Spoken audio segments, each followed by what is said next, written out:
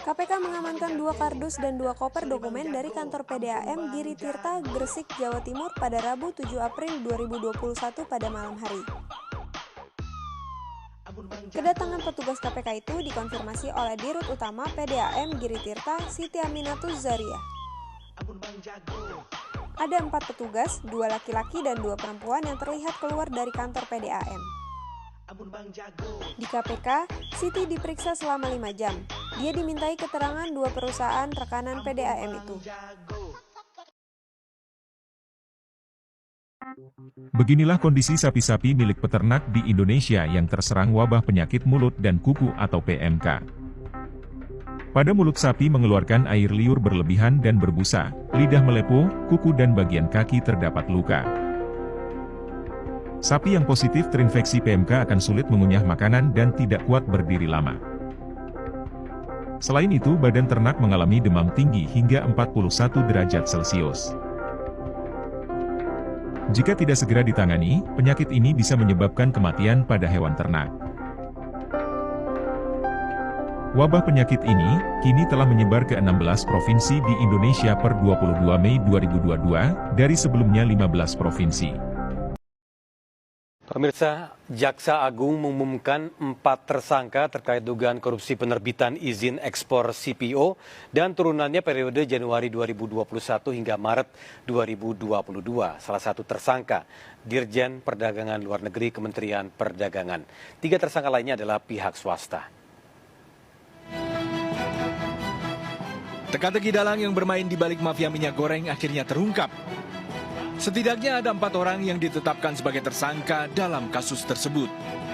Keempat tersangka yaitu IWW, Dirjen Perdagangan Luar Negeri Kemendak, MPT Komisaris PT Wilmar Nabati Indonesia, SMA, Senior Manager Corporate Affair Permata Hijau Group, dan PT General Manager di bagian General Affair PT Musim Mas. Menurut Jaksa Agung ST Burhanuddin, penetapan tersangka setelah penyidik menemukan 2 bukti permulaan yang cukup. Membedakan, kalau cukup bukti, ada informasi dan ada fakta, kami akan lakukan. Ya. Bagi kami, siapapun, menteri pun, kalau cukup bukti, ada fakta, kami akan lakukan itu. Jaksa Agung mengatakan para tersangka diduga melakukan perbuatan hukum sebagai berikut. 1. Adanya permufakatan antara pemohon dan pemberi izin dalam proses penerbitan persetujuan ekspor. 2.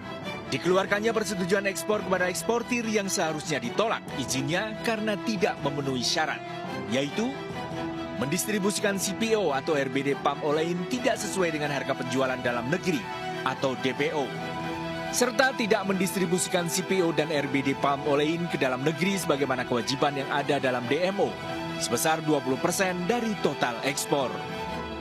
Atas perbuatannya, para tersangka disangkakan melanggar pasal 54 ayat 1 huruf A dan ayat 2 huruf A, B, E, dan F Undang-Undang Nomor 7 Tahun 2014 tentang Perdagangan. Kasus investasi bodong berkedok robot trading kembali mencuat ke permukaan. Baru-baru ini polisi meringkus 4 orang tersangka kasus investasi bodong robot trading Fahrenheit. Para pelaku menggunakan slogan 4D, yaitu duduk diam dapat uang untuk menipu para korbannya.